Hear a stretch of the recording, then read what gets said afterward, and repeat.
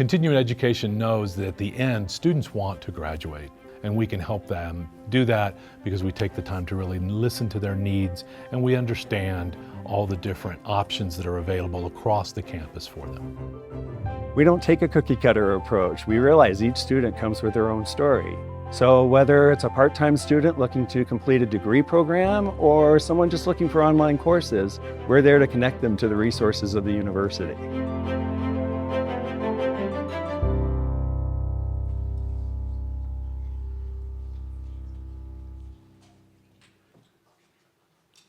Hi there, I'm Annie Collier, and for recording purposes, today is Wednesday, April 9th, 2025, and it is 2 p.m., and this is panel 18109.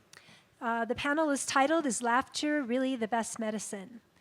Before we get started, I wanted to read a statement about the land. The University of Colorado Boulder, Colorado's flagship university, honors and recognizes the many contributions of indigenous peoples in our state. CU Boulder acknowledges that it is located on the traditional territories and ancestral homelands of the Cheyenne, Arapaho, Ute, and many other Native American nations. The forced removal of these territories has caused devastating and lasting impacts. While the University of Colorado Boulder can never undo or rectify the devastation wrought on indigenous peoples, we commit to improving and enhancing engagement with indigenous peoples and issues locally and globally. We do this by, 1, recognizing and amplifying the voices of indigenous CU Boulder students, staff, and faculty and their work. 2, educating, conducting research, supporting student success, and integrating indigenous knowledge. And 3, consulting, engaging, and working collaboratively with tribal nations to enhance our ability to provide access and culturally sensitive support, and to recruit, retain, and graduate Native American students in a climate that is inclusive and respectful. One other thing I'd like to mention before we get started is that we want to make sure you get a chance to ask questions. Here's how we're going to handle Q&As. We'll reserve the end of the discussion for question and answers. We're using a note card system to receive questions from the audience. At any time, the session, simply raise your hand and request a note card and pencil from one of our producers who's walking down the aisle right now. Let's give it a hand for our producer, Connor, ladies and gentlemen. Yeah. Almost like an airline attendant. Good job. Please write legibly. If you're a student, please note this in your question on the card. And when you finish, raise your hand to hand it to the producer who will bring it up to me. And I urge everyone to please make your questions brief and to the point. Okay, now I'd like to do a brief introduction to each of the panelists, and for more information, you can find their full bios on the CWA website. And I did say I'm Annie Collier. I am a clinical psychologist and associate professor at the University of Colorado Anschutz Medical Campus. I specialize in the use of positive psychological techniques, including playfulness and laughter and art. Most of my work is with indigenous people. So now I would like to introduce first Matija Goljar. He is a serial entrepreneur from Slovenia who launched his first company at age 19. As a consultant, mentor, and speaker, he helps people to find their inner purpose and then follow it to pursue their passions. As an entrepreneur, he uses storytelling in a way that integrates life experiences. And I've been told he is the one that argues on every panel, so not to be upset by that. So I'll try to keep my blood pressure down. Second here, we have Kevin Kling, who's a playwright, author, actor, storyteller, and cultural advocate. He uses humor to address hard issues. Kevin has toured internationally and is considered a Minnesota state treasure. He describes the zodiac sign as Minnesota. Wait, I didn't say it right. Minnesota with Iowa rising. He has a better accent than I do. Third, we have Joseph Bennett, who is an improv actor, hypnotherapist, novelist, assemblage artist, and author. He's founded and been involved with improvisational theater and believes that laughter is the most beautiful sound on earth. He comes to us from Mexico, and I'm going to butcher it if I try to say San Miguel de Allende. De Allende, thank you, where he lives and works with his partner, and he is a certified happiness coach. And then last but not least is Eric Zimmerman. He is a game designer and founded Game Lab, who invents new ways to play on and off the computer. He wrote a book on how to teach game design and is a professor at NYU. It requires thinking in innovative ways, and he sees gaming as a journey and opportunity to collaborate. And his fun fact is I've been told by Matija that he is really good with kids. Okay, so with that, I'd like to start and ask each of you for 3 to 4 minutes, and you've each told me that you talk a lot, so I will interrupt you. For 3 to 4 minutes, can you just maybe begin and speak on this topic of our panel? Thank you. Annie, thank you so much for convening this, and this is really going to be a weirdo fun panel. Considering just on the other side of that wall, they're talking about tariffs. It's good to be here, and thanks for coming. Yeah, I like to argue a lot, but this time I'm going to just start with a story. I'm a teacher, and I want to teach kids how to be able to use their skills to do something fun and maybe earn some money out of it. How do you teach entrepreneurship? Well, let me tell you a story. There was this guy from, well, not a super good high school in Slovenia who was a little bit of a provocateur. Last row, you know, always throwing stuff to the kids in the front, always shouting matches with the teachers. Not me, I promise. That guy one day walks to me and says, you know what?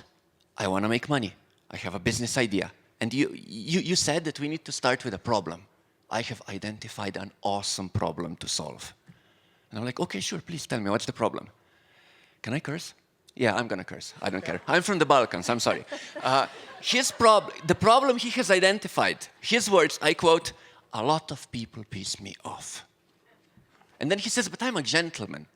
I don't want to tell them to their faces that, you know, they're idiots. I just want them to go away. And he says, I have identified an optimal solution precisely for this. I have a product, you see. And he says, I kid you not, just like a soccer referee would pull out a card when somebody makes a foul, he created a card that he made himself with his printer, didn't have a plastification machine, put paper around it. And that card basically says, in my language, fuck off. So this is a fuck off card. How do you use this? Actually, very simple. When somebody shows up and it is appropriate to present this, you just give the card and walk away. Problem solved, right? So obviously, as a teacher, you just need a starting point to have a debate, to teach something more profound. And starting point here is very simple. Okay, you've come up with a great idea. It's ha ha, hee hee, funny. But can you sell this? And he's like, hey, I have this awesome, awesome business model. Tell you what, I'm going to do exactly the same thing as the dealers do. So I'm going to go to primary schools and pick a senior in a primary school, and I'm going to be able to sell this to them, like batches of 50 cards for half a cent, so that they can deal them one at a time for one euro in my country, would be dollar here. See, they're going to make money, I'm going to make money. I only need an investment, Matija. I need $40 for a plastification machine. Worst decision of my life that I did not invest that money. But you know, 3 kids came together, pulled their money, created the thing, started producing the cards. 1 year, they made something like 3,000 euros, which in Slovenia, in Eastern Europe, is quite enough money to actually be considered an entrepreneur. And I can promise you, it is that specific story that has converted more people into entrepreneurship than any high-tech startup I know of. Especially because this story now has a very dark twist. Every year in Slovenia, we do a competition, what's the best startup? And these guys came to me and said, hey, we did a company, we made money, we won a pitch. I can't say no to that. Only problem, that year, in 2014, that competition took place in the palace of the president. And the president of my country was in attendance in the front row. So, of course, you know, you have to give the kid a chance, but I was very afraid. Of course it happened. Of course it happened. He showed up on stage and he said, I will not do a presentation, instead allow me to give a demonstration. Walks to the front row, walks to the president of my country, gives him a fuck you card and walks off. Yeah?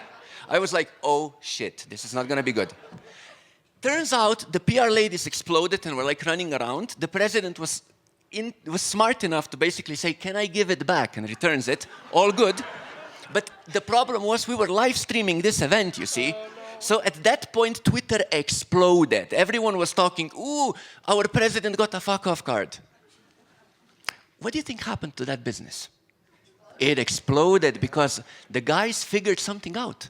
We have a new business model. We can now do online sales. They created a Facebook page and said, if it is good enough for the president, it is good enough for you. Come and buy it.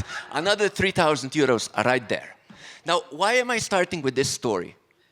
We're talking about laughter, right? We're talking about humor.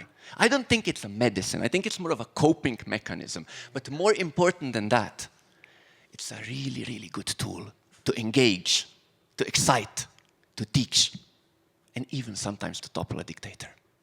Thank you. Thanks. Kevin, you want to take it away?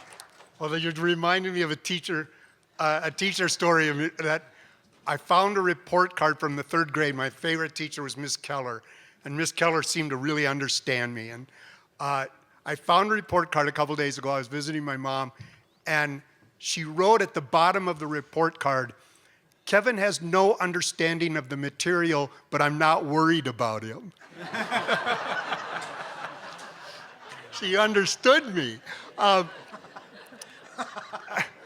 of what I want to talk about is like humor and disability, because if you don't have humor and you have a disability, you're in big trouble, because there's irony everywhere. And I was telling in the other group that the Anishinaabe, the First Nations of where I'm from, Minnesota, they, according to Gerald Visner, they had what was called irony dogs. And they were dogs that in committee meetings were trained to bark when there was no irony in the room. Because they needed irony, they needed the other side, and fools bring balance to the world. I want to finish with a quick story about disability and humor. The first time I got my mom to laugh, I was learning how to ski. I was learning to snow ski as one of those little kids on the ski slope, and there was a rope tow that goes to the top of the hill. And I was with my brother, and I don't have to explain a rope tow here, do I? Oh, thank God. Okay, because that'll dip into time. So I go to the rope tow with my brother, and there's this big sign that says, absolutely no long hats, long scarves, or woolly mittens allowed on the rope tow. And we're standing there in our long hats, long scarves, woolly mittens. They don't mean us. And I grab onto the rope, and when I got to the top of the hill, I found out why that sign was there, because the rope twists as it goes up the hill. And if you're wearing fuzzy mittens, they twist into the rope. So I get to the top of the hill, and I go to let go, but I can't. My hands have woven into the rope. I'm pulling and pulling. My right arm used to work at that time. I got my right arm free, but my left arm was not coming free. And it's starting to pick me up off the ground. And if you notice, I got one of these braces on. Well, I get to the top, and I let go of my brace, because my brace just slides right off. So my brace slides off. It flies through the air.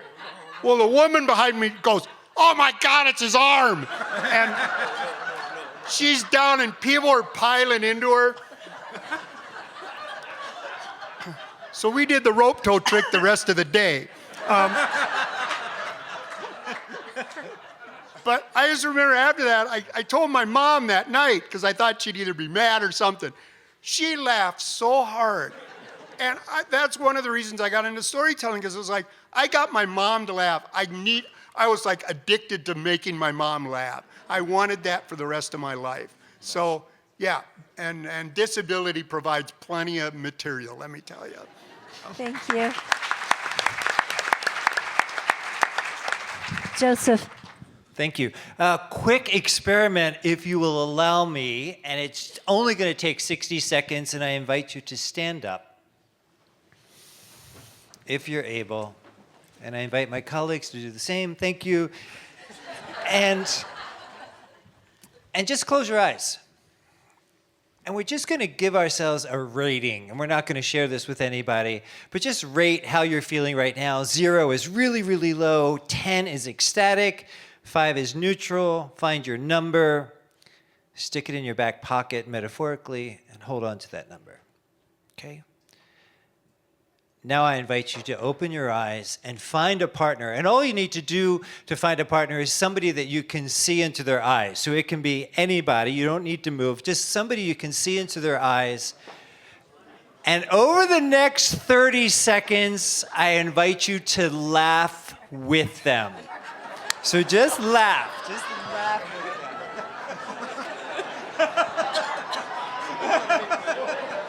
scaring me.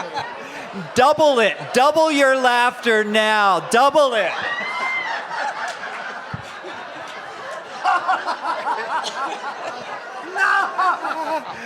Great. Bring that to a close. Just bring that to a close. Now, what is your number? 0 is all the way at the bottom. 10 is ecstatic. 5 is neutral. What is your number? A little bit higher. Did it change at all? Remember that as we go about this conference and about today. Thank you. Very good. Thank you. Eric, you want to take it away? Okay.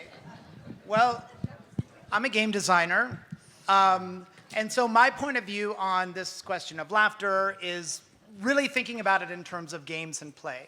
One of the ways that I like to think about play comes from, in English, you know, one of the ways that we talk about the word play is like gears, right? Like if there's a little bit of wiggle room in gears, we call that play, right? Or a steering wheel, if there's a little bit of play in the steering wheel, well, what is that? Why do we call that play?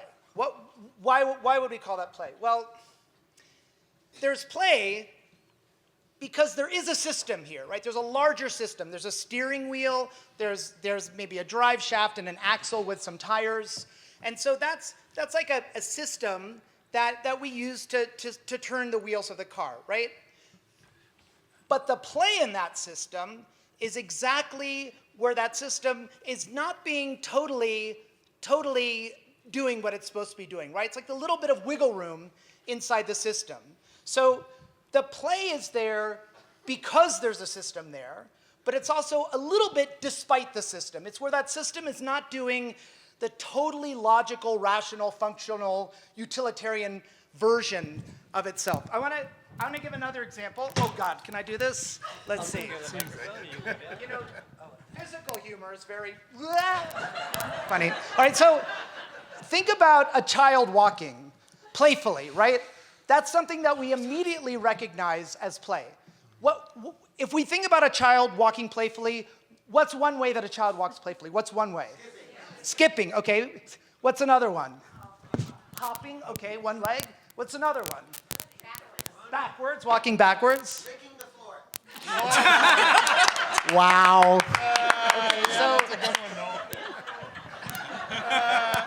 Okay, all right. I don't know if I would. If I saw a child licking the floor, I might not call that simply walking playfully. But yeah, these are all.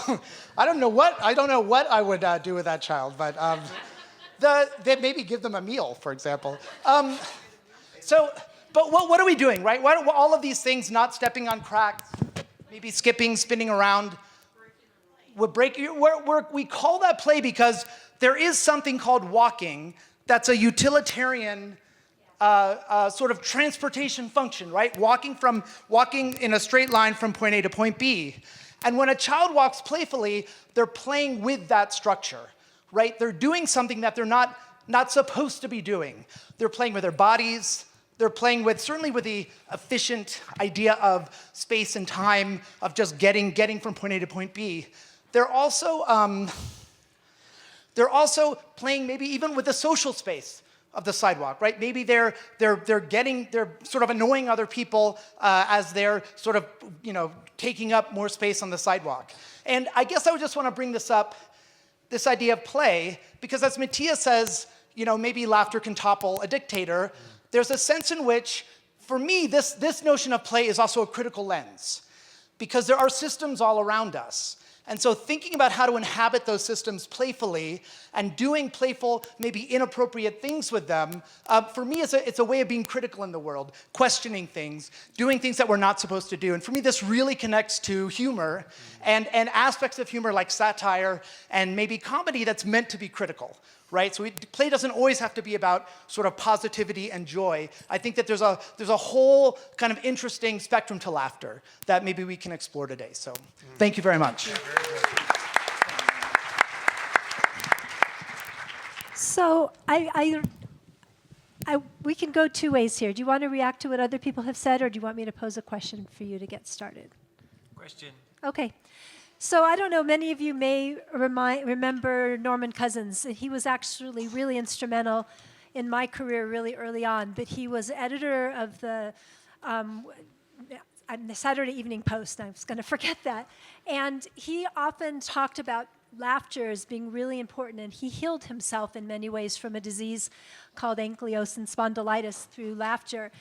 And as a psychologist over the years, I still struggle with, for people, how do you interpret that in your own life? So you've all started out by saying laughter is really good, happiness is really good, but in our day-to-day life, what do you do, or how do you get people to that point? Because what his perspective was just watch funny movies, but I don't know that that's going to work for everybody. So my question to you is, how do you actually bring this into your daily life? Yeah, any way you want, whoever inspired. You know, if you would ask my beloved Hannah there, she would tell you that I am not a funny person and that I very rarely laugh.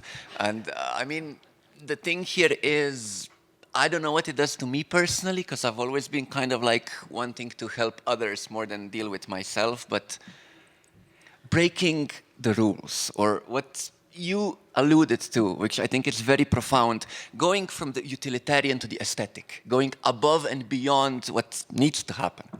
In a purely pragmatic sense, me as a teacher, I know how much better I am if I stop like, today's class, ladies and gentlemen, please look at page 3 of the textbook, and just do something, right? We all know that who've spent time with kids. And it's those types of things on a small level that are gonna make people, you know, respond more. But also on a more systemic level. Wherever you can create this human connection, that's when magic is gonna happen. And for some, it's play. For some, it might be art, music, you name it. I will turn this around and say, imagine if there is no laughter. Imagine if there is no sense of humor, right? I would just say this. If your measuring stick, who to vote for, is simply, I will never vote for somebody who cannot take a joke, I don't think there would be a problem in this country, huh?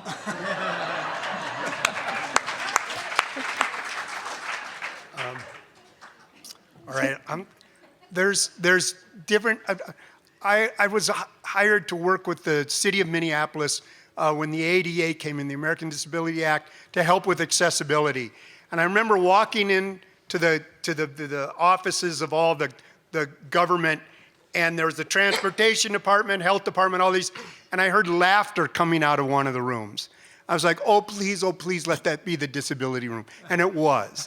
And I went in, and they're laughing their heads off at things they really should have been ashamed about.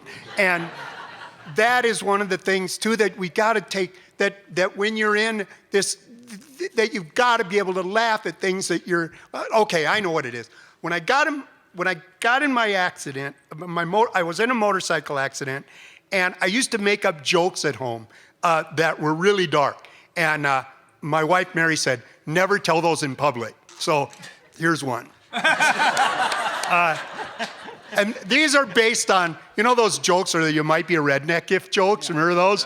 Like, you know, you might be a redneck if you're home stuck in traffic. And, but I made you might have disability. You might have a disability if jokes. And one of them is, you might have a disability if you've ever turned to your lover and said, ooh, that feels good. Is that your arm or mine? See, she might be right. I knew you'd get it. But those jokes that I can tell with other people with disabilities, that I can tell that when you're with your people, when you're with your certain people, there's jokes that only you can tell with that group of people. And I think those are so valid in terms of healing, because laughter, the big fallacy is that laughter is universal. I think that is the biggest fallacy in the world. Laughter's not universal. It's really specific. When you laugh with somebody, family, faith, community, something is connecting. And so that's why, when I was in Australia, I was in the outback, and they're laughing like a bunch of Minnesotans. And I'm telling them ice fishing stories because I think it's going to blow their minds. And it doesn't. They're laughing. And I'm like, what's with you guys? And they go, well, you got to understand our weather can kill us too, only at the other end of the thermometer. And it made them a bunch of Minnesotans because our weather kills us from the freezing. Their weather kills them from the other side. And for some reason, that's where our humor met. The beauty of that was, I'm from the other side of the world. And now being specific and laughing with them, it made us family. And so that's, I think, what that does. But I also think you got to have those jokes that you can only tell with people that get it. Nice. I would just like to say, I don't think it's fair that I have to follow Kevin Kling ever. So I'm going to pay this guy $5 to trade me seats. There's this belief that many of us have, but I'll make it personal, a belief that I have that in order to be intellectual or a change maker or serious, that I do not allow myself laughter, right? Especially in these times of very difficult political leanings, is that we're like, we have to be serious. We have to go out into the streets and make change. And what I'm very fervently learning is that laughter is a revolutionary act, right? They want us to be down and downtrodden and depressed, but when we are laughing and when we are with other people, so hopefully this will answer your question, is that we get to lead by example, right? We get to be the ones who bring levity into the room and say, yes, it might be a shit show. Thank you for opening the door to cursing. It might be that right now, but we can bring some levity to it because that is where healing really happens. And to answer the question, is laughter the best medicine? And then I'm passing to you, brother. Is laughter the best medicine? I think the best medicine is the people and the community that allow us and show us and give us permission to laugh and that make us laugh. That's really the medicine. It's the people that uplift us and say, it's difficult and dark now, but did you hear the one about the rabbi and the rabbit that walked into a bar? That's where it really happens. That's where the magic is. So. I think what's interesting about hearing all of these examples are that laughter comes out of a situation, right? I think, like you said, Kevin, it's not universal, it's kind of utterly context specific. And for me, this idea of playfully engaging with the world, which is, like I said, that's sort of my point of view into this whole laughter thing. I think about like I don't ride a skateboard, but I know that from my friends that do, they see the urban environment really differently than me, right? I'm walking down a stair with a banister. The idea of a skateboard becomes like a frame for them that it's a playground. What for me is just a space to walk through to get, I guess, from point A to point B. For them, this becomes a surface that they're sort of parkouring through, doing tricks on, using and misusing, right, in some interesting way. And I feel like as a game designer, we wear a lot of hats, but definitely an important one is sort of being a party host. Like creating a situation, convening a situation where we're going to play together. And we call that, in game design, we call that the magic circle, which just means that there's sort of like a special boundary you enter into. Like, okay, we're going to, like even Joseph's little game about laughing with someone, like that's like the eye contact that establishes the magic circle. We're inside this little social space now. And now we're giving each other permission to do things we wouldn't normally do. I wouldn't normally stare at a stranger or anyone and just laugh at them, right, for 30 seconds. So I think that I think is super interesting in terms of thinking about how, so I guess I think it's two things. I think for the laugher, you're a little bit for me, it's a certain sort of playful frame around the world, looking at a social situation in a different way, in a humorous way. But for those who are trying to instill or create a context for laughter, like a storyteller or a game designer, it's really about curating that social situation. Can I speak to that? Yeah. So one of the words that you use, thank you, it's a great segue for a point that I wanted to make, is laughing at you, right? And sometimes when we are wanting to allow ourselves these moments, these micro moments of being playful, we're worried that people are going to laugh at us, right? There was a time when we were younger, when we were in the sandbox, people laughed with us, and somewhere along the lines, the preposition changed from laughing with me to laughing at me. And that is something we fear so desperately. We do not want to be laughed at. And I think that's when we metaphorically put on the serious costume so that people aren't laughing at us anymore, right? And I just want to give us all in this room, permission to be playful, even if people laugh at you. Right? They're going to laugh at you. And what is going to happen is you are going to give other people permission to be playful as well. And that is huge. That's life-changing. I know, but in see, my for opinion. some of us that are like masochistic extroverts like me, I don't mind when people laugh at me. So, but I know that I don't think I'm normal in that respect. I'd say, yeah, call yourself a fool first and avoid the rush. That's what I do. Nice. So can you speak? Hold on. I'm so sorry. I need to add to that. Like, one of the things that I find super pretty in this country is you have this idiom called type 1 fun and type 2 fun. I also kind of think that there's like type 1 laughter and type 2 laughter, where in some specific cases, like, thank you for your comment about universality of humor and stuff. For me, as a visitor to this country, something that I find super hilarious, I think it's quite trivial for you, is like, in every toilet, in every establishment, there is a sign suggesting that employees must wash their hands. Right? Right, there's a law. Yeah, I know, There's a law. exactly. But, extrapolating on that, sometimes it becomes really good to get somebody from outside to laugh at you so that it's easier for you to notice and acknowledge some things that are maybe sort of weird, right? And in this same context, I'm not going to talk about run, fight, thing, because that's like too dark for me. But I'm just going to say this. Type 1 laughter, this room and there where they're talking Arabs, type 2. We were talking amongst ourselves before we joined everybody about the dark side of laughter. Is there any other thoughts you had about that? I mean, like one of them is being an object of it, or being having scorn, or having somebody be really sarcastic to you. How do you then turn that around? Well, laughter is a little bit about power, right? I think that to me is what's kind of interesting, and I think that's maybe it doesn't have to be about power, right? So, but maybe that's one of the interesting ways of looking at it. I think about the sort of the classical fable-like role of the jester, right? The jester in the court making fun of the king, right? Or queen or monarch. And you can imagine that there's a big difference between a jester who is ridiculing the king or queen, and I guess somehow being given permission by context. But you could imagine that the king making fun of poor people would not fly in the same way, right? So I think there's a funny, I think it's quite nuanced actually, the way in which laughter gets deployed for power. And I think that when we think about things like bullying or, I think we can also conjure up many negative uses of laughter as well.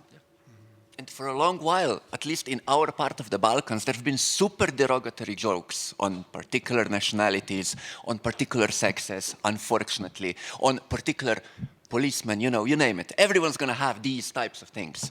We should acknowledge when we think about what jokes we're making with our mates, are we being misogynistic? Are we being racist? Are we even aware of that? And that's an important point you're making. So, we should be mindful about that as well. I think, yeah. And when you break down humor, sometimes I remember Shakespeare writing about in Shakespeare. You remember Shakespeare writing? How fucking old are you? I don't mean to brag. I wasn't actually there. But he wrote that the difference between fools and clowns. And fools, in his work, you can see the difference when you read it, that fools have a foot in two worlds, and a clown has 2 feet in one world. And I love the difference of fools and clowns, because the fools, like Lear's fool, and you can take counsel from a fool, because they have a foot in your world and another world, so they bring you perspective. Clowns you learn by observation, because they have 2 feet in another world. So you learn, and so when I know someone's a clown, I would not take their advice, but I would learn through observation. And so when I tell people the difference between fools and clowns, it's like when you're in the voting booth or getting advice, vote for the fool, not the clown.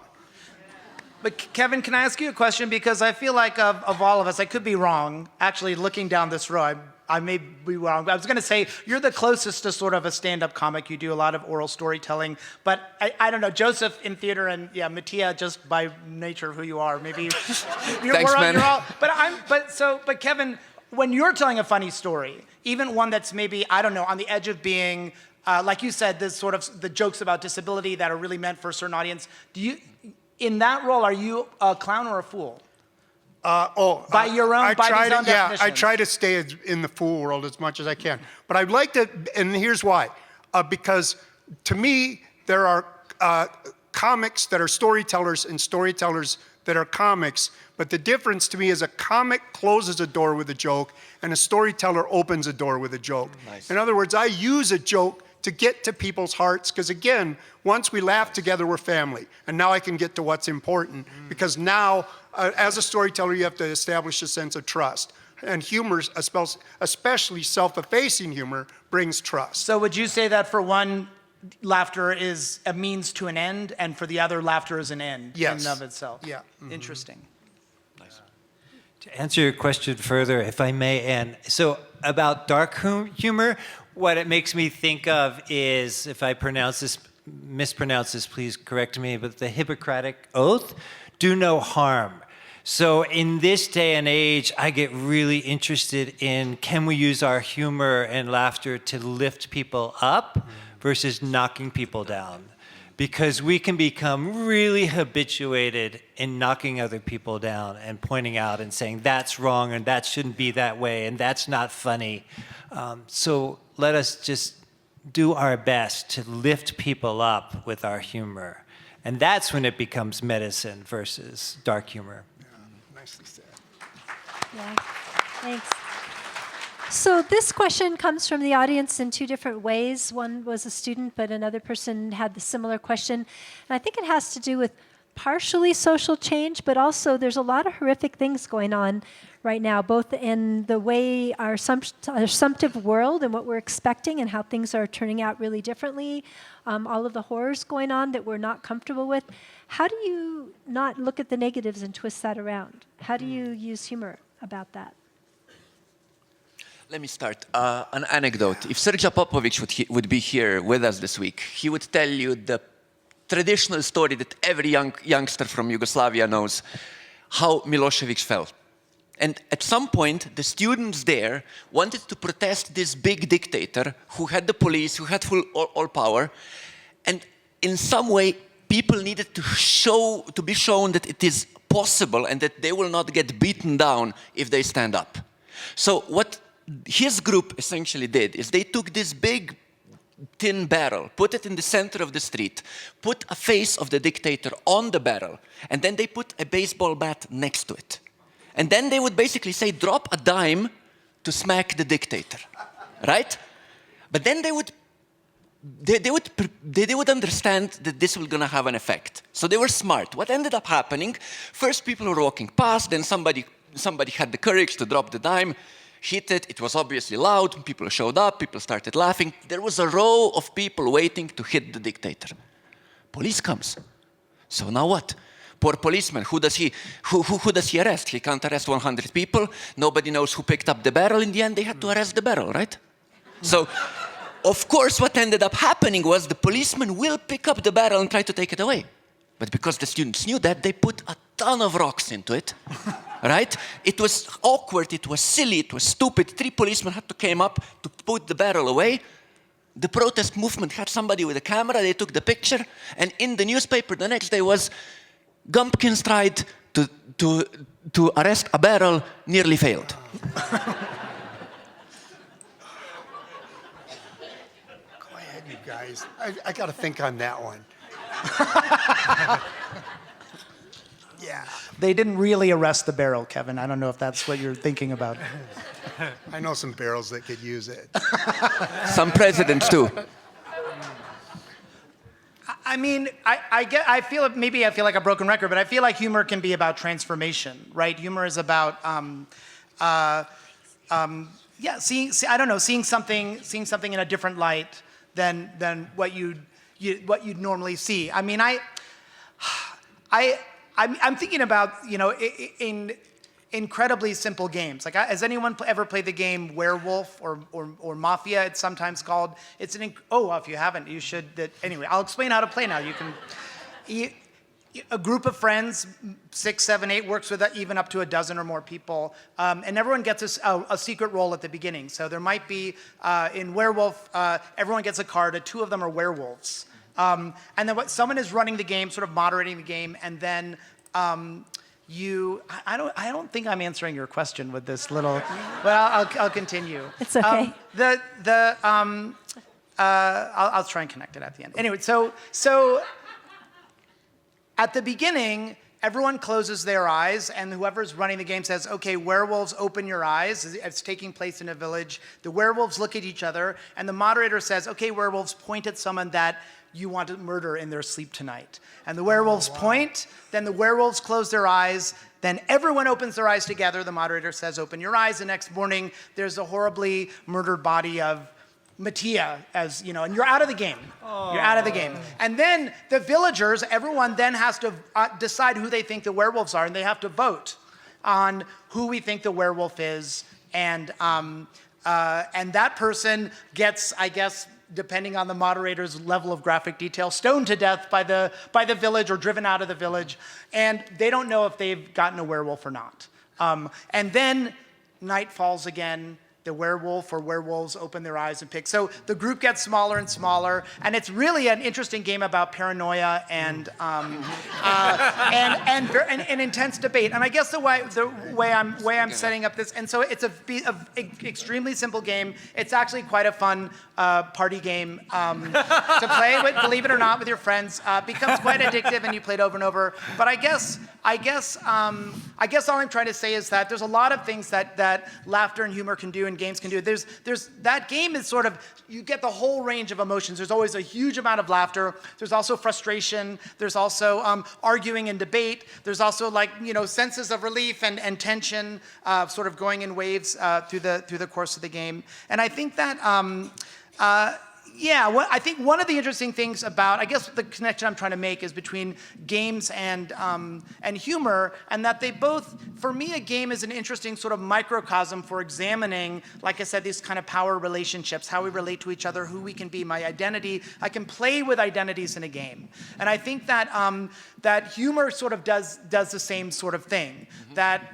even the idea that the dictator can be a barrel, right? For example, it's playing with meaning, it's playing with identity. And I think that humor at its best, that's one way of understanding humor, right? Even a simple children's joke, like, why is 6 afraid of 7?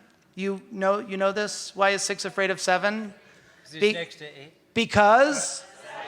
Yes, okay, right. So I realize it's, when you have to talk about a joke, all the humor goes completely out the window, but yeah, it's playing with the idea that the sound 8 can mean a number or it can mean the verb to eat, right? So there's a double identity there, and the joke is that little wiggle space between the double meaning of the word 8, right? So I guess that's, for me, that's an interesting way of thinking about how, I guess maybe what I'm trying to do is explain a little bit my understanding of your anecdote about the dictator, and how these sort of humorous spaces provide a context where we can play with meaning. And it's not just about laughing and having fun. It's actually quite a powerful thing to play with meaning, right? Because if we can reframe a friend as an enemy or an enemy as a friend, if we can reframe a dictator as a fool, right? Then that's very powerful. And laughter becomes the sort of the lubricant for that play. Yeah, and also play, not just laughter. Because Eric, I'm so envious at your job, because this is like the coolest thing ever.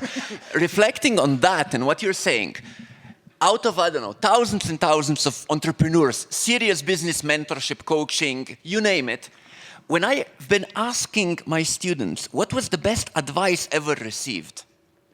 The best advice was, Matija, I remember when you told me, treat this business thing as a game. Because, when you allow yourself to play, all of a sudden you allow yourself not to be somehow beholden to what's going to happen, the result, all of these fuzzy things that might constrain us, And it's liberating to laugh, in everyday life, in the classroom, and for sure in politics as well. Can I jump in? Because now we're veering away a little bit from laughter. One of the things about laughter is when I can laugh at something, it doesn't control me anymore. It's in my vernacular, in the way I see the world. And so laughter is really important for me going through things physically, what we're going through now, culturally, but this idea of escaping from laughter into play a little bit. One of the things I have head injury and a brain injury, and so every once in a while, flare-ups of anger, sleep issues, all these things will suddenly flare up, and I can't do anything about it. And one time, I was hit really hard with anger issues and sleep issues, and I was seeing a therapist, and this therapist did the most remarkable thing. After a few sessions, and she said, by the way, thank you, because I'm saving a lot of money right now being in here. And but she said, she had me walk through my motorcycle accident, and I had to get up and physically do it. And I walked through the accident, and this time I missed the car and kept going.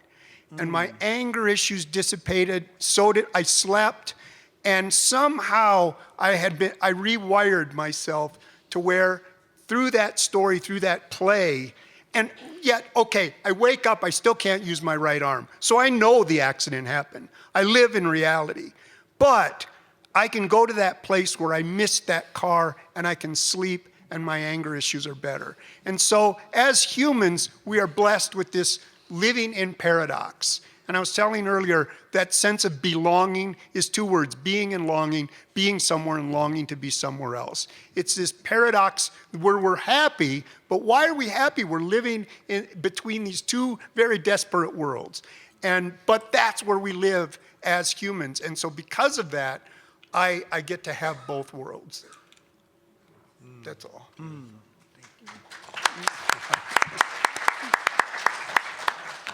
All right, let's have you tell the audience what is your worst personality trait that you have laughed at in front of people. Oh, God. And describe that situation.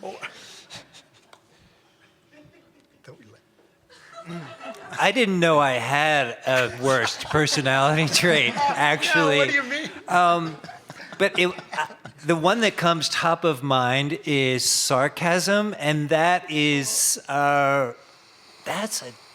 that can really change the energy of a room. I tell you, when I use it inappropriately or incorrectly, and then I get to make fun of it, from time to time when I remember to, because I am always interested in energy, and laughter is energy. If you remember, the opening experiment was just turning to somebody and laughing with them, and what energy did we create between the two of us, right?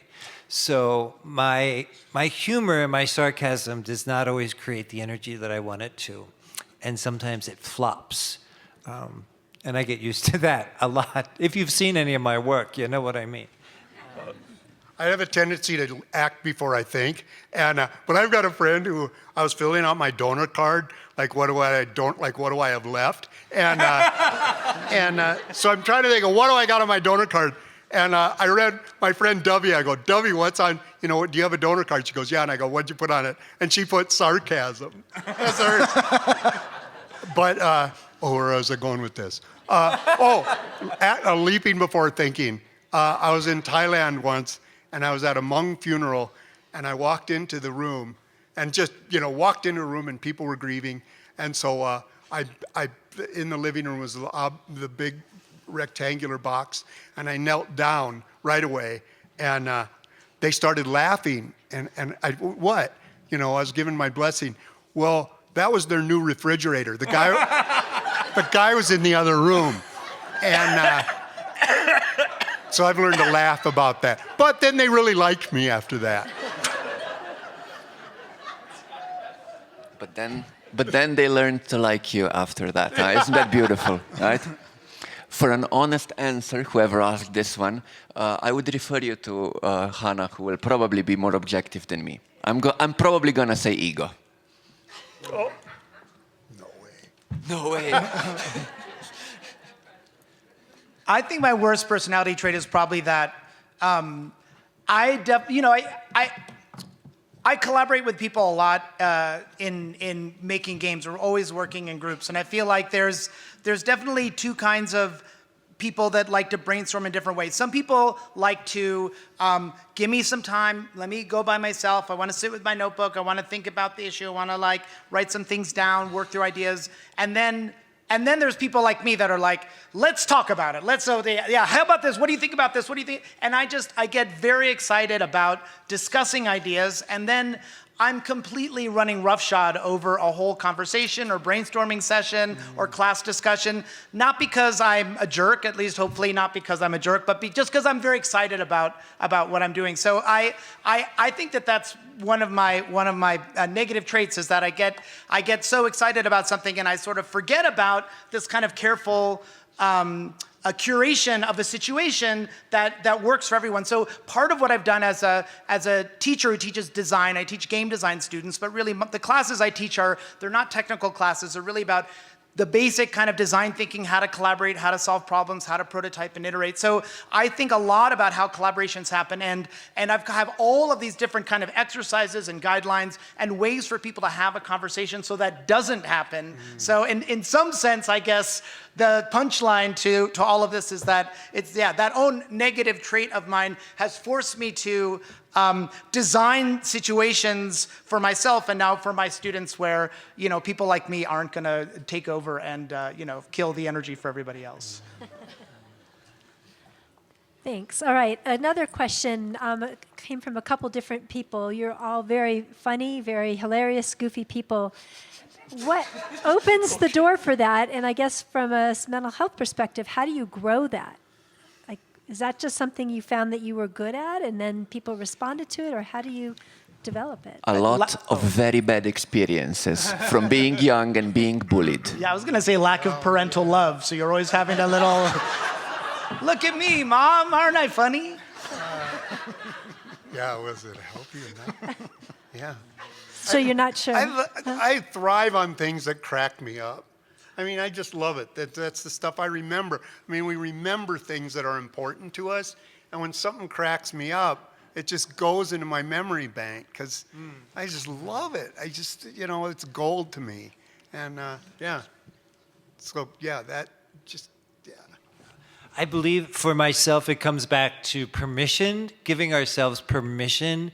Like, I want to be the guy in the room that cracks people up and that points out the elephant in the room. And I know some of us are running around not having that level of confidence or permission, and we don't want to stick out, right? We want to blend in. We were just teaching an improv class this morning at a community college, and Eli, my husband, we were commenting about how much people did not want to stand out. They wanted to just blend in. They wanted to hide in the corner.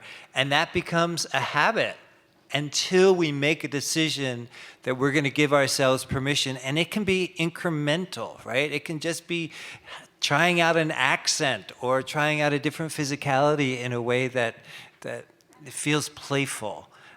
And then we regroup when we go home and we say, well, that felt foolish. And then we try again the next day. But we have to give ourselves permission to be different and to just try and find the joy, because the rhetoric around hate and difficulty and them and us, that is really prevalent. And if we want to be the change makers, one of the ways that we get to do that is to be the jester in the room.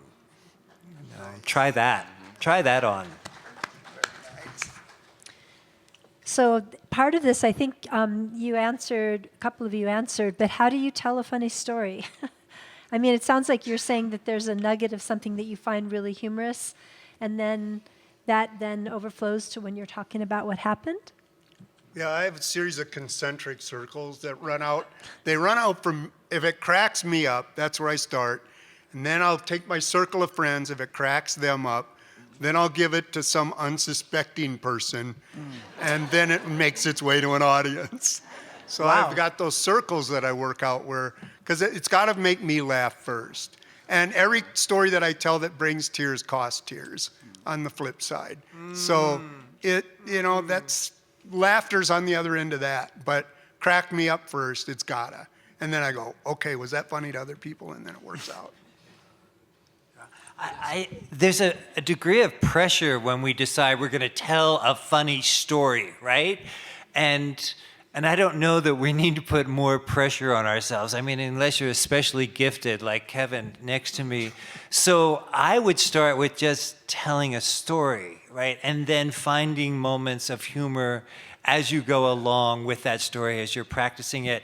And just know that the first several years of being a comedian or being a humorist, those are painful years, right? We're making a lot of mistakes, and there's a lot of crickets in the room, right? Where things are not landing well, and that's where people quit. You have to get beyond that comfort, the discomfort of that, and moving on. So allow yourself to let go of the pressure of this has to be a funny story. Learn how to tell a story, add some humor to it, and know that it's a long road. It's not going to happen immediately, unless you're Kevin, okay? And please allow me to acknowledge one more thing. I love using stories for teaching. I don't think I'm that professional at it or super good at it, but what I sense and see is that throughout the generations and generations, humans have told each other stories. Stories were the default. Only recently have we seen this seriousness in academia, in, a certain way and a template to be used. I think we should break those, again, to show the sincerity. And that makes it so much easier to tell a story that people want to follow and want to engage with. Nice. So something that has come up a few times here, I'm the only woman at the table and I'm the moderator. You're all men. Is there something in that? Is it safer for men that are not of color to tell funny stories, to talk about humor? Just wanted to know your thoughts on that. Absolutely, yes, but this is not for us to explain in detail. I think we should instead give a platform to somebody else to talk about it. So if you want to, go ahead. No, I just think it's an interesting observation. It is, and it's unfortunate because the funniest people I know off the bat are women, and it comes. Circumstances are just different. But I agree. Yeah, you're right. It is an easier road for guys, sadly. And this time next year, 2 of us will be women, and you get to guess which of us it will be.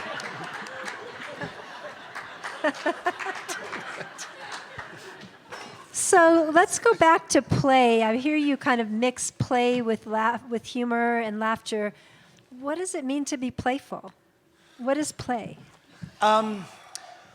Well, I wrote a book with Katie Salen called Rules of Play, and it's a game design textbook. And our working definition of play in that is very similar to my little demonstration at the beginning. Play is free movement within a more rigid system. So even if we talk about the play of light on the wall, it's about, okay, there's a wall, but then somehow the play of light or shadows is playing in that space, right? If we do narrative play like, hi, why are you so excited? Well, I've been drinking coffee all day. Oh, well, whatever, right? So I'm playing with these things. We know that these are not characters, but in a moment they became puppets, and so we're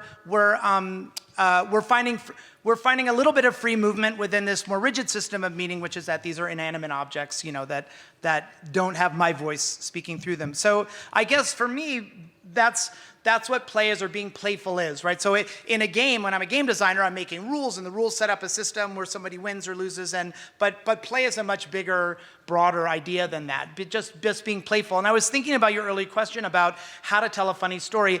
I don't think I tell funny stories. I'm not a joke teller or a storyteller. I don't memorize jokes or have stories at hand to share. But I think that for me, playfulness, and if you're thinking about, the question about how to become more playful, for me, it's just about looking at a situation. I guess I'm always not quite wanting to do the thing that you're supposed to do. Like, even if it's just sitting in a chair backwards instead of forwards, or sitting up on the counter instead of sitting on the floor, or, okay, well, I know that this is supposed to be a pop, but maybe it's something else. Like, maybe this is a musical instrument and I'll start playing with it, and then suddenly people will start singing along. So for me, it's about, I think that for me is a kind of the playful attitude, is being in a situation and always looking for, affordances, which is that's what designers mean by sort of functionalities, right? So like a doorknob is an affordance, that lets you open a door. So looking for the sort of social affordances that let you,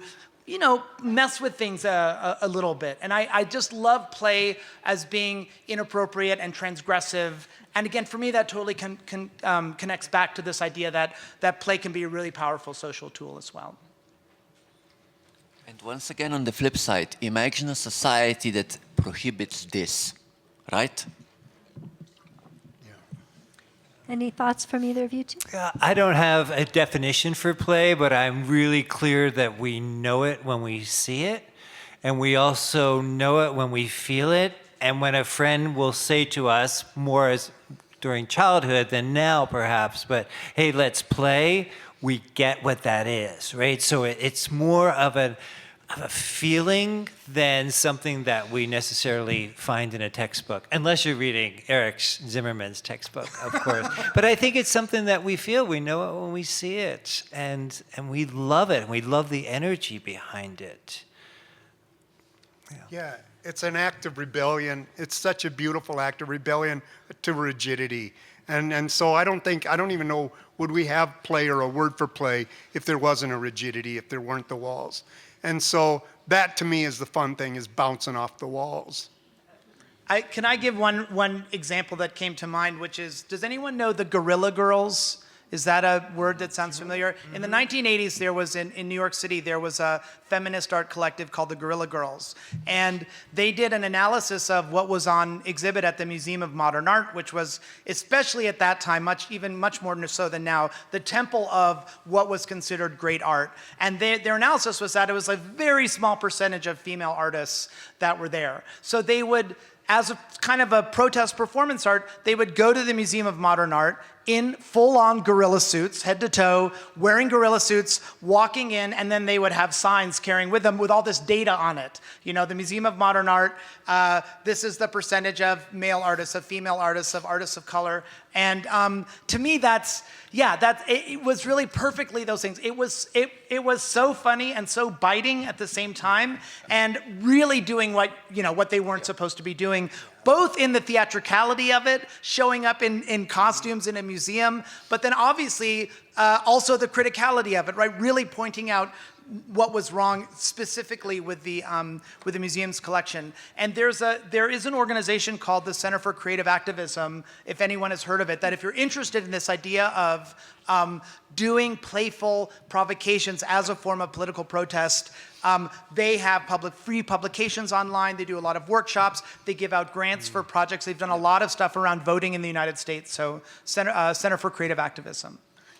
I need to jump onto this because, the big discussion at this conference and probably in the last couple of months here was, how do you defend against a populist who makes stuff simple, memorable in a one-liner, but you know that you need to send a message that is maybe pages and pages long? Maybe play is the answer. Maybe these types of engagements and examples might offer an opportunity for people. Like you said, laughter opens a door, and then you can explore deeper, and maybe stuff like that can go viral and does go viral. A concrete, stupid example. I'm proud to say that when I was young, I was a big anarchist, and I was a big anti-capitalist, and we did a ton of weird protests. One of them in Ljubljana, when our government, for some reason, wanted to buy tanks. We were 15 and 16, so please bear in mind. About 100 of us would gather and would buy plastic toy soldiers. We would go to the Minister of Defense, wait to be accepted, and just give them these toy armies so that he could play with guns, right? It made the news, it was effective, and, well, it changed the perception and it changed the debate. So let's do stuff like that. So we have about 7 minutes left. Do each of you want to have any things that you wanted to share with us? Closing thoughts? Eric, I see a question here. Daddy Rudy. What? Daddy Rudy. Does that mean anything to you? Dad Rudy? Judy Rudy? Oh, no. No, let me jump in on a serious note, because this whole debate has been just having fun and goofing around, and that is important. And actually, do you see what privilege it is to have CWA, which is one of the few conferences actually about everything? Not about a narrow niche where academics would talk about the same stuff, reading the same papers, and then nothing's gonna get done, right? What we are seeing here is the exact antithesis of all the bad things happening in our Western societies. We see people coming together to engage, debate, open broad perspectives, learn something new. If we want to have laughter, I think there's two things that are required in order to achieve that. On one hand, we need people who have broad general knowledge, who are well educated, because in order to make creative connections, you need to have this breadthness. On the other side, well, very simply, you need true liberalism, you need true freedom. You need to be confident that, in a concrete example, that the ICE is not going to come after me when I get to the border to fly home because I said something critical over the government, right? And that is why it is so important that we instill in the next generation of the students here this understanding. Everything is okay and all the topics for debate are open, except fascism, except closing off, except being orthodoxly closed that some stuff must not be said. That's the reason for free speech. I am always fascinated when I travel around the world, when I compare contemporary art museums. The more conservative the society, the more closed off the society, the most dictatorial the society, the lower the quality of art, the lower the quality of any kind of culture you see, right? Laughter that we are discussing here, I think, is a metaphor for a broader thing that needs to be kept alive here in this community and in this country and, of course, in all our societies.